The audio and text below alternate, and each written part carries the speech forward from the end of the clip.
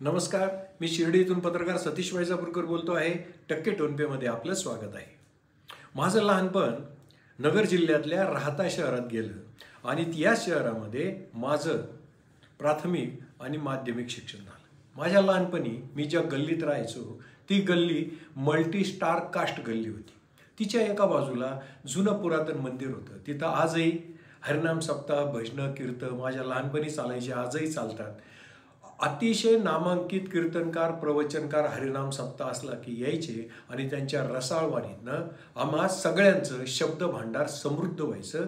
त्याचं मला पुढे पत्रकारितेच्या क्षेत्रामध्ये फार त्याचा उपयोग झाला. असं एक धार्मिक अधिष्ठान असलेली एका बाजूला ती गल्ली होती. त्याच्या बरोबर विरुद्ध बाजूला जो रस्ता होता तिथे साम्राज्य होतं मटका किंग रतन खत्रीचं. अगदी रतन खत्री रोड म्हटलं तरी चालेल. सगळ्यात ओळीनी 5-6 टपऱ्या असायच्या. त्यात लोक मटका खेळायला यायचे आणि त्या रतन खत्रीच्या मटक्याच्या गुलाबी चिठ्ठ्या दिवसभर इकडून तिकडे वाऱ्याने अशा इकडून तिकडे जात असायच्या. त्याच्यावर चौकोनी पाट्या असायच्या. स्लेटच्या पाट्यावर लिहिलेलं असायचं ओपन क्लोज. 0ला म्हणायची मेंढी, 1ला एक्का. आणि रात्री खत्रीचा आकडा जाहीर व्हायचा त्यावेळेस काय म्हणायचे, दन आवाज अफाट पैसा, असं म्हणजे त्याचं एक कोडवर्ड असायचं. किंवा कोणता आकडा लागला हे जर सांगायचं असेल तर ठॉय बार 51 झाला, असं त्यांचं त्यांचे ते शब्द असायचे. आणि मटका खेळणारे लोक आपलं दिवसभरात कष्ट करायचे आणि रात्री आपलं नशीब उजळतं काय ते पाहायसाठी रतन खत्रीचा आकडा जाहीर व्हायची पूर्ण महाराष्ट्र वाट पाहायचा. तशी आमची गल्ली देखील रतन खत्री रोडला ह्या आकडा जाहीर होण्याची वाट पाहायची.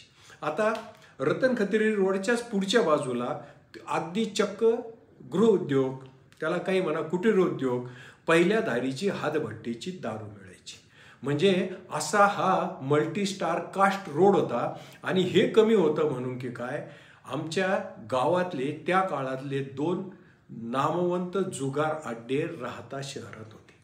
आता त्याला अड्डा म्हणायचं की अलीकडच्या भाषेमध्ये क्लब म्हणायचा हा भाग वेगळा. पण आम्हाला ढमाले गुरुजी होते आणि ढमाले गुरुजी आम्हाला रामायण महाभारतातल्या कथा मोठ्या रसाळवाणीतून सांगायचे. ते सांगायचे की धर्मराज युधिष्ठिर हा अत्यंत पुण्यात्मा होता. त्याचा तो इतका पुण्यात्मा, इतका सत्यवादी की त्याचा रथ म्हणे जमिनीवरून 2 बोटं उंचावरून चालायचा.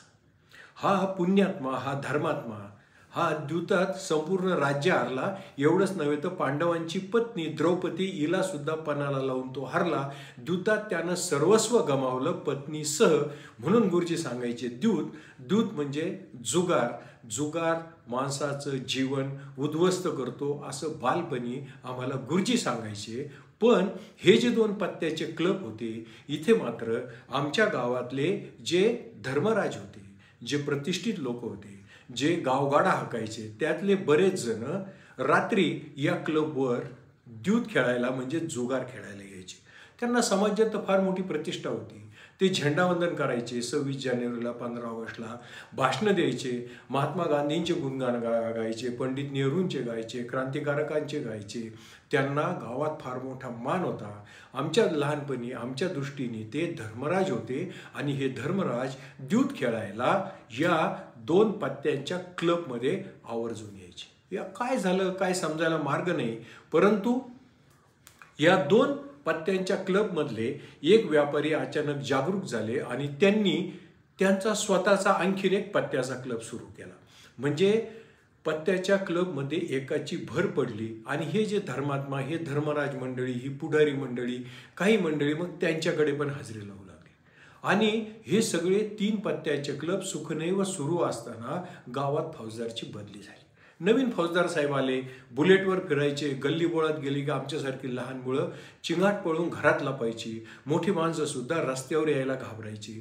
त्यांच्या त्या बुलेटचा आवाज जणू काही गावात फक्त एकच वाहन चालला असं लांबवर शांतता पसरायची. आणि फौजदार साहेबांचं बुलेटच्या आवाजाने भल्या भल्यांना धडकी भरायची. ते फौजदार साहेब रस्त्याने चालले, रस्त्याच्या कडेला कुणी सायकल घेऊन उभा असेल तर चालू बुलेट थोडी स्लो करायची आणि त्याला लात मारायची. त्याच्यामुळं बुलेटचा आवाज ऐकला की लोक डचकून उठायचे, रस्ते चक्क निर्मनुष्य व्हायचे. रुबाबदार मिशाचा आकडा, पैलवानासारखी शरीर यष्टी, उंच धिप्पाड असे फौजदार साहेब. त्या काळी गावात त्यांचा चांगलाच अवघ्या 8 ते 10 दिवसात दरारा.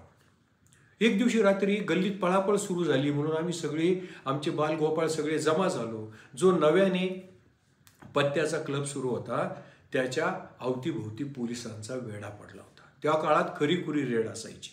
काही पोलीस पूर्वेला, काही पश्चिमेला, काही उत्तरेला, काही दक्षिणेला, काही माळदावर, अशा पद्धतीने सगळी त्या क्लबची घेराबंदी झाली, नव्याने सुरू झाली. फौजदार साहेब आले. त्यांच्या हातामध्ये चॉकलेट रंगाची काठी, कमरेला पिस्तूल.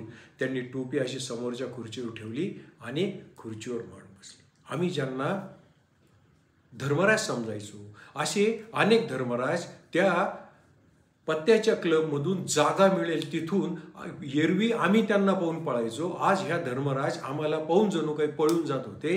हे सगळे धर्मराज त्या पत्त्याच्या क्लबमधून पसार झाले. काही रक्कम होती ती पोलिसांनी जमा केली, फौजदार साहेबांसमोर ठेवली. फौजदार साहेब मिशीला ताव देत होते, सांगत होते, ये क्लबवाला दादा कौन है उसको बुलाव. आम्हाला वाटले आता दादाचं काही खैर नाही. दादा आले. दादांचं वय 70, हातापायाच्या काड्या, आणि दादांना दम्याचा त्रास होता. त्यांना दम्याची उबळ आली. खरं म्हणजे आता हा चित्रपटाचा क्लायमॅक्स होता. आम्हाला वाटलं आता काय होणार. दादा ज्यावेळेस फौजदार साहेबांच्या समोर आले आणि त्यांना दम्याची उबळ येऊन त्यांच्या घशातला बेडका जेव्हा गळ्यात अडकला तेव्हा माशासारखी तडफड करायला लागले. दोन पाय हे करून ते खाली बसले, डोक्याला हात लावला आणि त्यांना श्वास लागला. आता दादांचं काय होणार या भीतीने सगळ्यांची गाळण उडाली. पण खरा संकट लक्षात आलं ते फौजदार साहेबांच्या. ते घाईनं उठले. त्यांनी डोक्यात टोपी घातली, काठी फटकन घेतली आणि सगळ्या सांगितलं, चलो जल्दी चलो जल्दी चलो. फौजदार पुढे पळत होते, मागं पोलीस पळत होते. फौजदारांनी त्यांची बुलेट चालू केली. पोलीस गाडीत बसले आणि आलेला ताफा तेवढ्याच वेगाने जोराने पोलीस स्टेशनकडे गेला. फौजदार साहेब पोलीस स्टेशनमध्ये खुर्चीवर जाऊन बसले. ते म्हटले, अरे मूर्खांनो, सगळे कसे काय पळत आले? तो दादा आहे का तिथं? पाहून या, जिवंत आहे का? गेला, लवकर जा. काही पोलीस परत आले. तोपर्यंत दादांची उबळ शांत झाली होती. दादा गरम पाणी प्याले, खुर्चीवर जाऊन बसले होते. मग पोलिसांनी त्यांना विचारलं, दादा कसं काय? ते म्हटले, मला काय धाड झाली. म्हटले, सगळ्यांचेच क्लब आहे, सगळ्यांवर का बरं तुम्ही धाडी टाका ना? माझ्यावरच. दादांच्या तोंडाचा पट्टा सुरू झाला. मग पोलीस परत फौजदार साहेबांकडे गेले. फौजदार साहेबांना जेव्हा त्यांनी सांगितलं की दादा आता परत पहिल्या द्वेषाने बोलायला लागले आहेत, दादांनी सांगितलं, फौजदार साहेबांनी सांगितलं, ही देवाची कृपा आहे. अरे बाबा हो, उद्या सकाळ त्या दादाचं काही कमी जास्त झालं असतं तर माझे लेकरं बाळं उघड्यावर पडले असते. अरे तुम्ही इथून पुढं मला सांगत जा, या माणसाची तब्येत कशी, त्या माणसाची तब्येत कशी. उद्याचं काही झालं तर माझ्या पोराबाळांचं काय होणार. ही बातमी जेव्हा गावात समजली तेव्हा ती चर्चेचा विषय झाली. म्हणजे गप्पाच्या अड्ड्यांवर, चौकात ज्या फौजदार साहेबांना अख्खं गाव घाबरायचं, ते दादाची अवस्था पाहून लेकरा बाळाच्या चिंतेने कसे घाबरून पळाले. ही घटना बालपणी माझ्या मनावर कोरली गेली. त्यावेळेसही नवीन वर्षाच्या स्वागताला सगळेजण तयार होते. आजही आपण नव्या वर्षाच्या स्वागताला तयार होतो आहोत. फौजदारच पळाला या शीर्षकाखाली टक्के टोनपेमध्ये मी आज जी आठवण सांगितली ती जर आपणास आवडली असेल तर माझं टक्के टोनपे हे चॅनल सबस्क्राईब करा, लाईक करा, शेअर करा. जय हिंद, जय महाराष्ट्र.